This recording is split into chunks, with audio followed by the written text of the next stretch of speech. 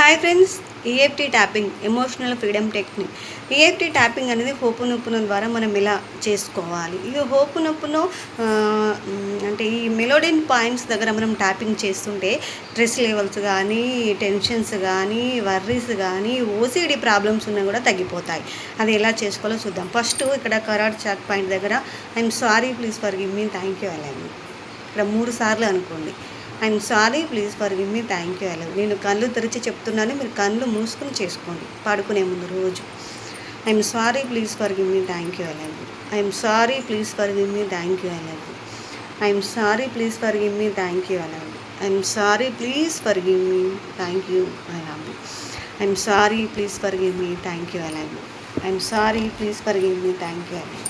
I'm sorry, please for give me, thank you, I love you. ఇలా 3 cycles అంటే 3 సార్లు చేసుకోండి. చూడండి, తర్వాత మీరు విజువలైజేషన్ చేసుకోండి, లేదా ఏదైనా మీకు కావాల్సిన మీరు రాసుకోండి. తప్పకుండా మీరు అనుకున్నది చాలా ఈజీగా, చాలా సులభంగా సాధిస్తారు. థ్యాంక్ యూ అండి.